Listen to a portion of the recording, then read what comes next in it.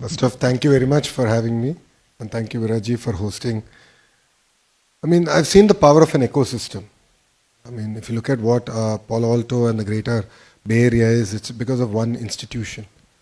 So I truly believe India needs to focus on building ecosystems. Politically, it might sound correct to do different projects across the country, but if they have to sustain for the next 100 years, I believe in the power of ecosystem, and that's what we are doing in Andhra Pradesh. The second aspect that has had profound impact on me personally, and from Stanford Business School, is for our finals, we never had invigilators. So there's no one.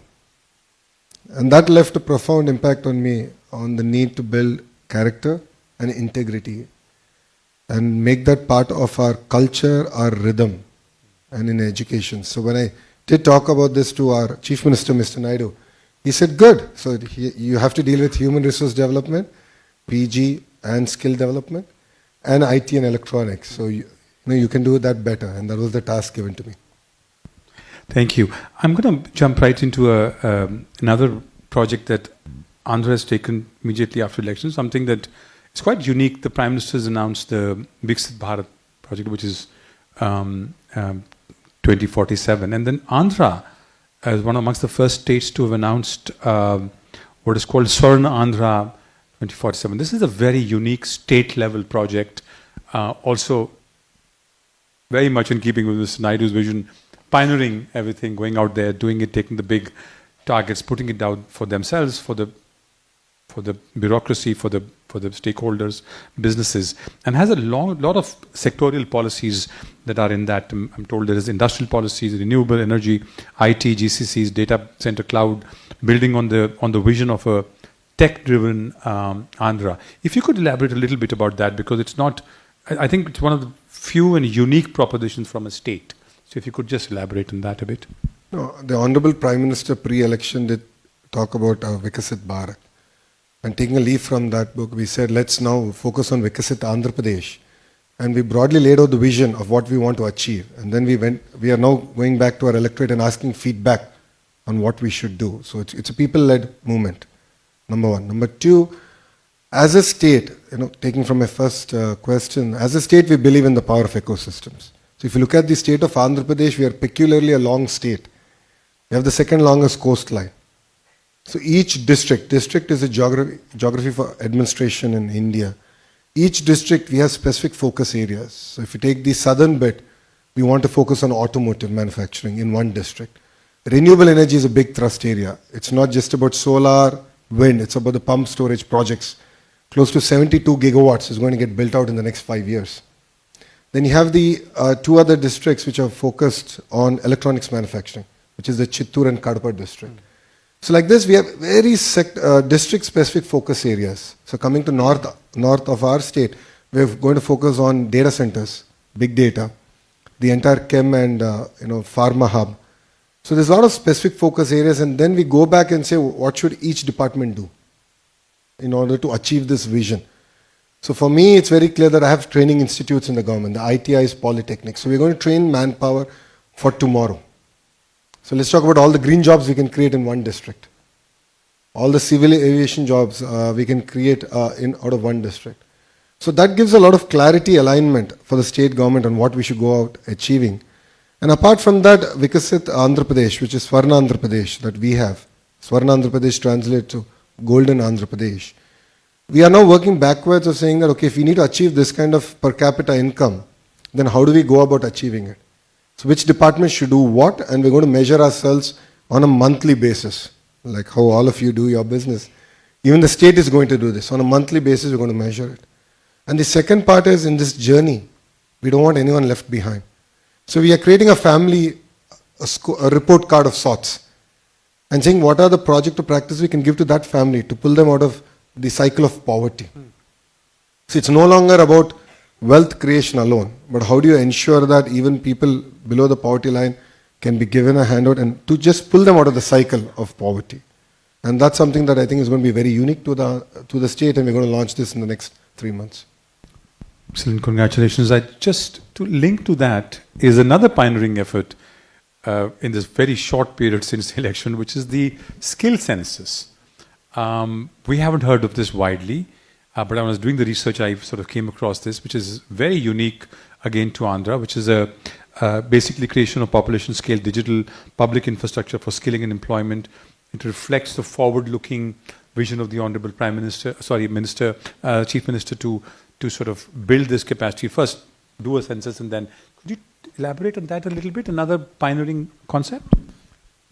The skill census that we're doing is one of its kind in India, I think one of its kind in the world. Probably the first time. It's a massive effort. We just started the pilot in my own constituency where I got elected. And the idea here is we're going to go door to door. And then we're going to triangulate data from multiple data sets.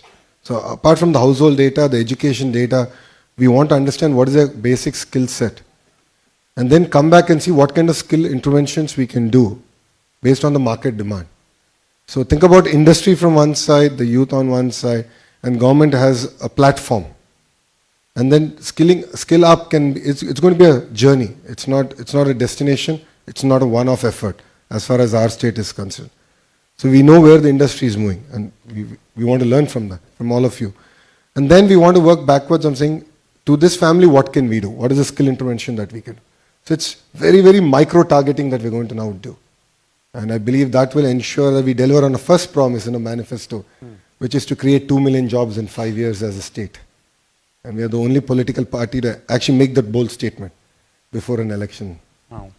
And fundamentally, I think all of us have to accept one thing, which is the Telugu people, the people from both Andhra and Telangana play a very important role in the IT sector.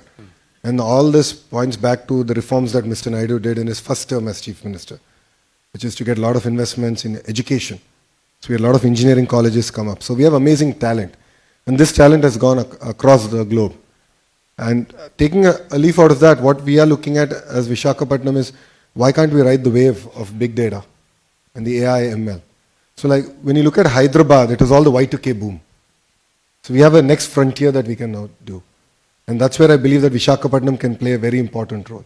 So we have renewable power. It's a beautiful location. So I keep jokingly saying, if Bangalore were to marry Goa and have a baby, that would be Visakhapatnam. It's gorgeous. It's absolutely gorgeous. So it's a great location, amazing manpower, and we have a progressive government, a government which is not just talking about ease of doing business, but speed of doing business. Because though lot other states have done on ease, but speed is the biggest challenge because investments have just gone up. And even a month, 2-month delay throws your entire business plan out of whack.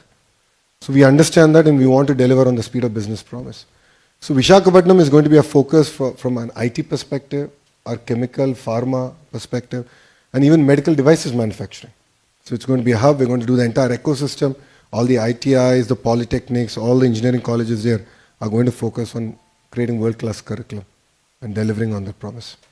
The flood that we had recently was 1 in 248 years event. And as things are changing and we're going to have once in a century events happening more often. So as a state, we understand that. But this flood definitely caught us off guard. It was a flash flood. In greater parts of the city, we had more than 6 foot water. And it was the first time that we had to handle floods. As a state, we've handled cyclones and we have expertise in that. But then Mr. Naidu being Mr. Naidu said, why can't we use drones for delivery? And I remember quite a few of the operators saying that's not possible. I mean, we've used it for agriculture purpose. Being an Indian, we call the Jugaad model. We had a basket fitted, let's say, let's try it. And success, we actually managed to deliver food. I wouldn't say that it was the best model. I think it was a great beginning because we didn't have enough of drones. So I wish I had 2,000 drones. Then I could have delivered breakfast, lunch and dinner to every house. But I just had about 40 drones. And with that 40 drones, we did do a pilot. And I think it clearly gave us a direction of what India can do. And we're seeing other nations use drones to kill people. But I think India shows the way of how we can use drones in terms of relief and rehabilitation. So I think there's a lot of work that we've done there. Saying that, the second bit was the entire rehabilitation. So relief was done. How do you pay money? How do you rehabilitate people? Again, we put all the models out. We had a sandbox. All the images of the water from CCTV, from our drone footage was put out there. We had all the education institutions across the country and in Andhra Pradesh take a look at it, give us suggestions, start working on the models to tell us at what day, what level of water was in which area. So based on the amount of water outflow to the terrain, to where it's getting discharged, we could understand that better. So our rehabilitation, the money we were giving, it was amazing. We did this entire thing. 15 days after flood water receded, we doled out the money. And it was all done through online. Online because thanks to Aadhaar, every bank account is connected. So we were able to marry technology in that sense much better. But saying that, I think it's very important to go back to the field. And that's something that Mr. Naidu used to do every day in the evening. So he would go out for 4 hours, waist deep water, jump in, understand, did things get delivered or not? Then feedback would come to us. I was manning the control room. So he would say, okay, food didn't get delivered in this house on this lane. And here's the lat long. And then we had to send the food. So I think that's always required. I think you need a feedback loop. The human loop is always required on how much of a technology you might have. So I believe we have a model to handle such crisis, not only for Andhra, but for the nation. And one task we have taken up as a state is we'll get about 2,000 drones in the agriculture sector. A lot of the spraying, the pesticides and so on and so forth actually can be done using drones. And then during an emergency, we can pull it out and use it for relief activities. So I think it's a great learning experience. And as a country and as a nation, we're just learning on how can we use this technology far better. We're going to compete with the other capitals in the world, and that's our aspiration as a state. So, as a state, we got bifurcated in the year 2014. So, we are the new state, capitalist state. We started our journey from scratch, and Mr. Naidu is known for building cities ground up. An example of that is Hyderabad. So, Hyderabad was built by the Nizam, Secunderabad by the British, and Cyberabad by Mr. Naidu. He has a great contribution in that. So, he's known for it. And he brought the same vision, but he said, let's do this from scratch and a completely green field. And the beauty of this project is not just the technology bit, but the human angle, where not even an acre was owned by the government, it was owned by the farmers. So we pooled the land from the farmers, where developed land went back to the farmers. So how do you make farmers part of this growth, the economic growth that we're going to deliver? So and that's very unique in that sense. And we started off with that project. It is going to be India's world-class city. It's going to be all green powered. It's a city that's going to have district cooling system, like how we have power, water coming and gas coming home. You'll actually have air conditioning coming as service. So we're looking at various efficient models that have been deployed across the world that can enable us to leapfrog as a city. That's one part. The second part comes to the entire knowledge bit.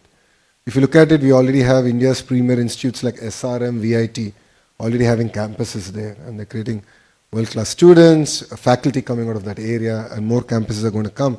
So that's where the entire knowledge economy is going to get kick-started. And saying that, as a government, we are very passionate about real-time governance. We did this in the past between 14 and 19. But now things have changed. Now government can be in your phone. So why should you go to office? And single question is that. So when you push a button, you're able to watch a movie. When you push a button, you're able to get a cab or groceries or lunch or dinner. Why can't government be that responsive? And that's a straight question that I get asked by the Honorable Chief Minister. Saying that, phase one, we're working with various platforms, and the phase one, we intend to deliver about close to 100 government services via any platform to your phone, number one. Number two, we want to use AI, and we are in talks, we are actually piloting it. And there are amazing examples of how AI can sort of improve the efficiency of government delivery. And the various instances where I believe we could have done much better than we did in the past. So you'll see in the next 100 days AI being deployed in governance and also helping ministers, bureaucrats take decisions. So we already started this project where we have a digital twin for every minister. And based on the entire social listening, based on the feedback from various sources, it would advise that these are probably the 5 areas you want to pay attention in this week. So we're giving these insights to the ministers, and then we have this entire feedback mechanism. We understand sentiment across various ministries far better today. So 100 days from now, I think I'll be able to present it actually in front of everyone. And then we want to then go down, have a digital twin for every member of Legislative Assembly, so they can understand better what are the pain points, what are the things that we need to now focus on. So we're now working with private universities, global universities now to come and invest in our state. with a clear vision of what should come in which district. So one university which got added to the list was the entire Civil Aviation University. So we're working with GMR, which is the world's second largest private sector airport operator. And we're working with them on actually building a civil aviation university in Visakhapatnam, because that's where we believe that it can be the hub for it, and where 25% of the global workforce can actually come from Andhra Pradesh. Logistics is going to be closer to where the ports are. Nellore is one district which has a good number of ports. We want to do it there. So with a very sectoral focus, we are now encouraging universities to actually come, start their campuses in Andhra Pradesh. And I'm fortunate to have both hats, Bharat and India.